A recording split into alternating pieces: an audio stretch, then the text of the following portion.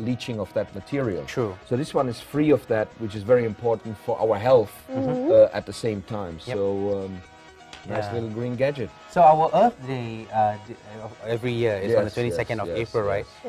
Any events that's gearing up, towards that? I understand that there's something happening in University of Malaya. Oh yeah, there's loads of stuff happening actually. On Sunday morning, which is the Earth Day morning itself, I'll first go to Earth Day celebration with Waterfall survivors. That's happening in Templars Park. It kicks off at 8 AM. I'll give a talk there to kick off the day, and this is gonna be happening to clean up the whole area. Waterfall survivors actually started going all over Malaysia into waterfalls, raise awareness that these waterfalls are amazing, they need to be preserved, and then get volunteers in to clean them up. So that's the first event I'm attending. Then after that I'm going to a film screening. It's called One Day on Earth, and that is quite an amazing project. It was 1.5 years ago on the 10th 2010. There were green actions all over the world. It was organized by an organization mainly called 350.org. This is an organization that is actually focusing on trying to get the CO2 emissions back to 350 parts per million.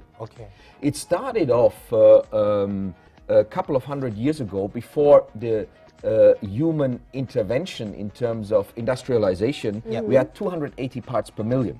This was the carbon dioxide emission concentration. Now it's gone up to 380, 390. It's getting close to 400, but we need to get it back to 350 to enable the human life on this planet without too much rise of sea levels. We have already a rise of sea levels. The more CO2 emissions we have got, concentration in the atmosphere, the warmer it will get, the more the temperature consistency will be changed. And I see it in my little kampung in Germany. When I had 3 months of snow when I was a kid, now my brother's children, they don't know anymore whether they'll get snow or not. Same here in Malaysia. People tell me they used to do planting in the rubber industry according to the seasons. These seasons are gone. So this film, One Day on Earth, is going to bring together all of the global action that was done on the 10th of 10th, 2010 and portray it in a film to give us all hope that the whole world is actually working together on putting green things into practice, making it happen on an everyday level. And the message to everyone is your contribution actually counts. If you are out there doing green stuff, starting in the morning, reducing your waste, and getting rid of wasting paper, for example. Another action item from the hotel that I went to, the Rebak Resort, the MD there told me, I just got rid of all of the paper towels in the food area because I think we're wasting too much paper. That was quite a strong step, because a 4- or 5-star hotel like that, you would expect some customers might be complaining, but actually educating us to not waste the natural resources. And if we put that into practice, that is the spirit of Earth Hour, that is the spirit of Earth Day, but we need to make it a continuous daily activity. Then we are all going to make a difference if we reduce our electricity bill, our water bill, if we all believe back into it. And I think that's one thing that I've seen in Malaysia. A lot of Malaysians think, okay, I come to an event, I plant a tree, but then when I go back home, what difference does it really make? It makes a huge difference if you go green, practice it on a daily level, because when we all work together, then we are going to make a big difference. And this is the spirit of this film that will be screened, I think it's at 11:30 at the Experimental Theatre at the University of Malaya, and it's hosted by Eco Nights. Yasmin Ras, good friend of mine, she's done loads of green stuff, so this should be fun. Matthias, I have to ask you, if we go to any shopping malls, especially what we come across in Bangsa, the restrooms, the toilets, right? They don't give out toilet papers anymore, paper towels and all that, right? So once you wash your hands, you have to go through the dryer, right? So is it contradicting? You're trying to reduce the usage of paper, but at the same time you're using a lot more energy from the electricity to dry your hands. What's your opinion on that? That one depends on the actual electricity consumption of the dryer. The tool we use in scientific terms to evaluate what is better for the planet or not is called life cycle analysis. And this life cycle analysis tool is all about what is the total environmental impact of one activity compared to the other activity. So here you would be comparing the fact that, you know, some trees have been chopped down somewhere to turn them into paper that you use for drying. What is the environmental impact of that in terms of water, in terms of fuel, in terms of electricity? Right. The total, we call it carbon footprint, environmental impact, versus the fact that you are using a dryer here. Yeah. But I tell you what I normally do. Guess what? What? I shake my hands and walk on. So I don't use paper towel or the electricity. So that is zero environmental impact. Right. Just if I know that I get out of the restroom and I have to shake someone's hand, you know, I don't want my hands to be wet. That's right. Then I might use something. But in the normal run of business, I just shake my hands and, you know, maybe even do this here to dry them. So zero environmental impact. That is the most eco-friendly option. I think in this case, the idea to get rid of paper is very good. But it will only work environmentally if your hairdryer is very energy efficient. That one you can test when you, I think 2 weeks ago, I had this tool here with me where you can measure the watt consumption of your electrical equipment at home. Where I found out my TV with Astro on or RTM, decoder, right? RTM2 and everything, but the decoder makes it extra energy consuming. If I watch only the normal television, it's less wattage. And then I put on as well the normal fan. The normal fan was 16 watt. Very low energy consumption. 1 horsepower aircon, 750 watt. That shows you the difference in terms of environmental impact. So that's a way of comparing. All right, wonderful. Any other green tips that you can share to the viewers out there, aside from try to use the less of the air conditioning, more of the fans, but at the same time you have to go into looking into all the different weightage. What else can we do? I think one of the things that we often don't think about in environmental terms is our water consumption. Especially in parts of Malaysia, the water is free of charge, or it costs very little. They keep washing their cars. I don't know why. Almost every day, you know, especially when their cars are all white. They go, oh, I have time for us to wash your car.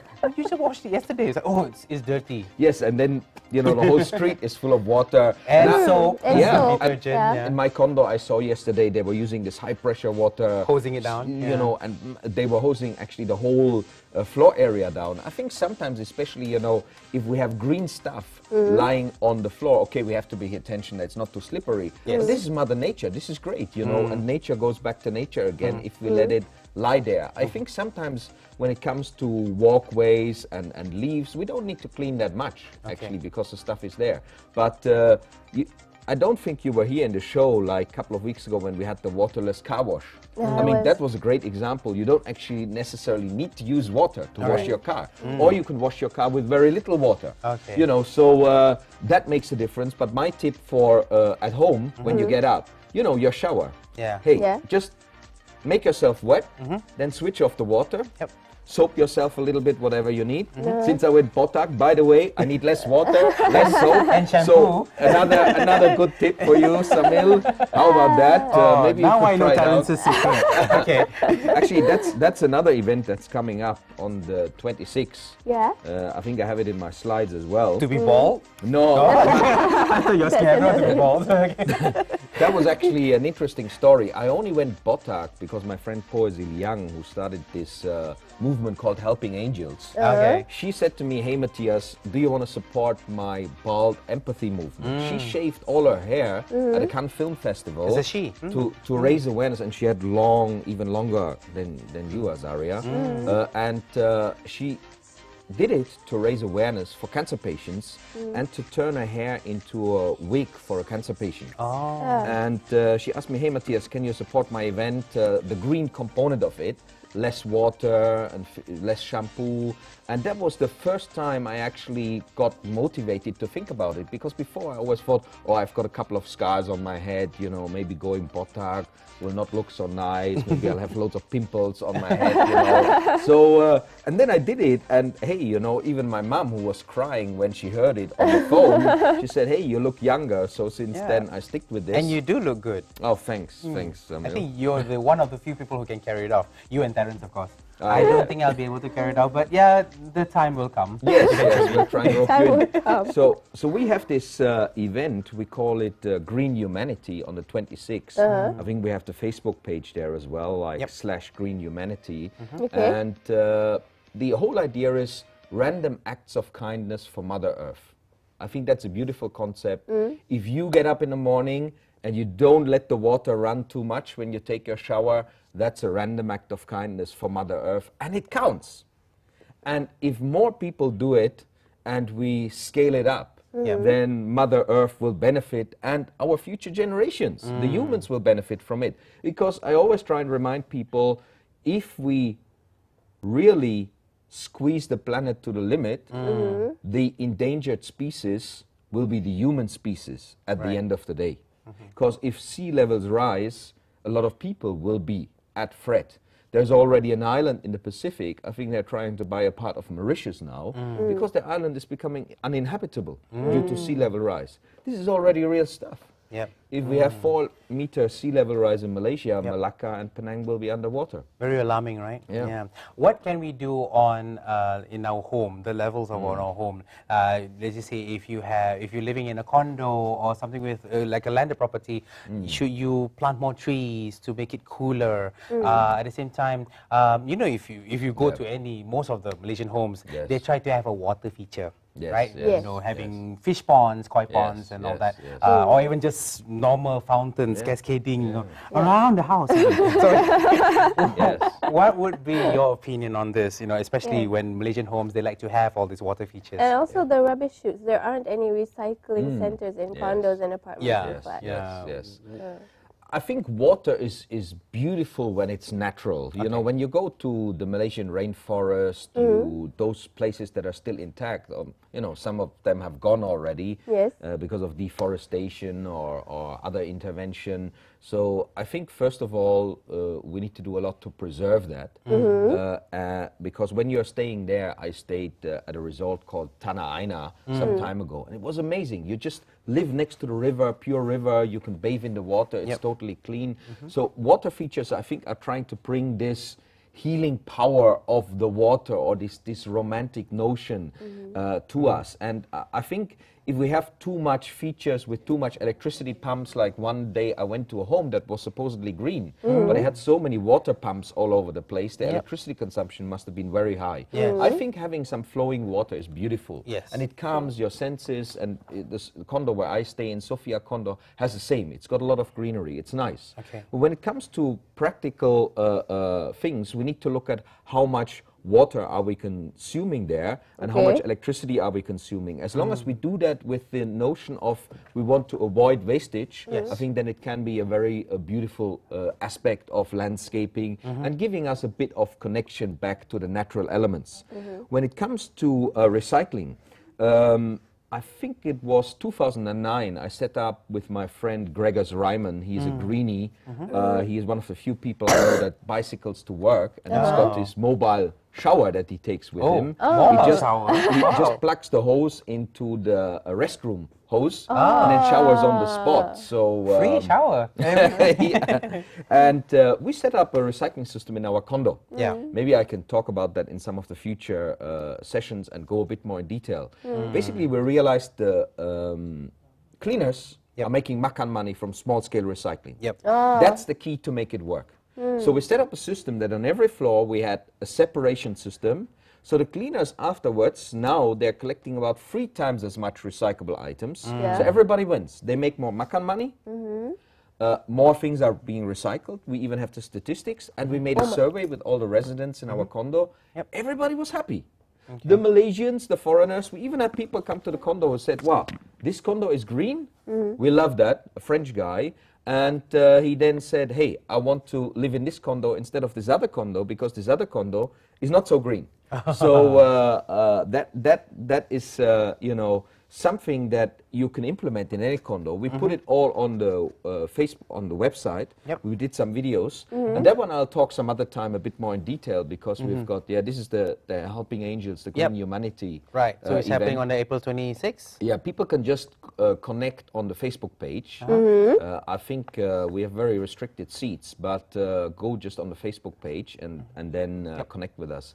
Okay. The other thing that's coming up that I wanted to mention to our viewers is something linked to green business. We had Green Tech Corporation here on the show some weeks ago, and we are working with them to create an event that's called Rock Your Green Business. A lot of businesses that are green or want to go green, they don't know necessarily how to do it and how to pitch their products out there. I see at the moment that products like this, the green products, in some cases are slightly more expensive. You save money in the long term. They're struggling to compete with the normal products because people initially think about, you know, buy the normal stuff, the cheaper stuff. But the actual green business challenge is to get more customers out there that are buying green and healthy, so we can change the economy from within. So this Rock Your Business event is really trying to help people to pitch their business and to learn from mentors how to make their pitch more successful, more commercially viable, so they can grow their business to the next level. Because I want to see those green businesses, those green businesses that we have brought into the show, to be more successful than the normal businesses. Because then every business wants to go green. So the more stronger the green businesses get out there, the better that will be for the economy to shift the economy towards green. That's as well a random act of kindness for Mother Earth. If you actually buy green products instead of the products that are part of the problem, then you become part of the solution, and then we can shift the economy through our purchasing power as consumers. So that in itself is one of the biggest tips, I think. You've been bringing in a lot of guests almost every week, you know, talking about green businesses. Do you see that this interest in green businesses, is it increasing, as well as, you know, do you see businesses trying to go green nowadays? Yeah, I think the government is doing a lot to support that. The Green Tech Corporation, KETA, the ministry, they're pushing a lot green technology as the future growth market. And I call it a sunrise industry instead of a sunset industry. So we will see a lot of growth in that area, but it's still not easy to make it commercially work. Because in theory, we are all supposed to be green, right? But then when it comes to us buying our products, last week we had our friends who do the eco-friendly innerwear from Nucleus. You know, still when people buy products, they might go to the brands that they know already, you know, the famous international brands, rather than going for a local Malaysian eco-friendly brand. But I see a shift happening.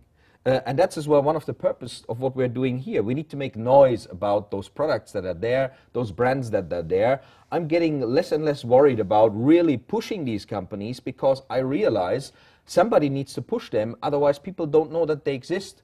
I saw statistics why Malaysians don't buy green. Number one, they think it's expensive. Number two, they don't know it exists. So we need to bring the price down, and we need to make a lot of noise about it's there. So more awareness. I see more and more green companies are popping up. Some of them don't succeed, but others are starting to get traction. They get their following. You need to have a committed number of customers that actually support you out there. So that is very, very important. And that could be the green community. But if you just think loads of people will buy your product because it's green only, that might be a mistake. You have to get your brand right, you have to get your product right, your marketing needs to be good. You need to run your business as if it was any other business. We're talking about green procurement. It will come. The government is talking about it, but it's not yet here on a large scale. So, you know, we can't rely on that here and now. You need to generate sales if you run a business, otherwise you're gonna be out of business. So any green business needs to have the same commercial viability like any other business. But in the long run, I think the green businesses will outperform and outsurvive the normal businesses. Because, you know, when there is a banning of plastic bags and other things coming in, then your normal business of making plastic bags ain't gonna be that viable anymore. And you're going to have very low margins anyway. So some businesses will disappear and others will emerge. And that is the evolution of the economy that we need to see to shift it to a greener economy for the sake of the survival of our human species. Yeah. Okay, real quickly before we let you go, you mentioned that you stayed at a hotel that actually applies this green ways of living using their own flowers that they grew. Yes. I'm not trying to promote any hotel, but there's a hotel in Pahang called the Dusun. Oh, it doesn't use any electricity. There's no air conditioning. It has like curtains. And through the windows, the Dusun means the breeze. Yeah. Oh, the Dusun. Okay. Yeah, the orchard. Yeah, orchard. So there are like rambutan trees and langsats and whatnot. They reach into your windows, so you can actually pluck them and eat them in your room without having to pay for them because they grow naturally. So that I think is one of the places that I know. Do you have any other places? Because you've stayed all around the world. Yeah, the one that I mentioned early on, the Tanah Aina Resort, that's in Pahang as well, close to Raup. You can't even get there with a car. You actually have to get there with a four-wheel drive, so you're secluded in Mother Nature. That's a beautiful place. Then I know that some international hotel chains are trying to go green. Shangri-La, for example, they banned the shark's fin all over the world. That's quite a very strong commitment. I think that needs to be applauded. I know the Crown Plaza here in KL, they're offering a green conference package. You can actually have your green event there and have food that is low carbon footprint, more vegetarian food. They have their own organic garden upstairs where they're harvesting organic herbs and vegetables. So there's a lot happening in that space. And when I saw this, the Rebak Resort on Langkawi, Rebak Island, they even have a mangrove area that they are preserving out there to give the customers who are coming there the idea to go back to nature and to actually see a little bit of nature as well. So those are the ones that pop to mind. I think there are, the good news is a lot of international hotel chains are realizing that there's a green customer coming, that they have a carbon footprint to look after, and that they have to actually take good care, even when guests stay in the hotel, to measure the total amount of CO2 that one guest stay, the amount of water is consuming. So a lot of them are working on those strategies to reduce that. Yeah, so all the guests have to do is just make more noise, and maybe all this hotel industry will do something about it. Thank you very much. Thank you. Thank you for highlighting this event. Yeah, go green. Yeah, please bring me hijau all the way. Please bring us one each after this. Sure. And of course, we need your signature. All right. Okay. So just look for Matthias Gelber on Facebook, or of course you can be part of the Green Humanity. So facebook.com/Green Humanity. And right now we're going to take a really short break before we have a very special performance. So we'll be right back. Don't go away.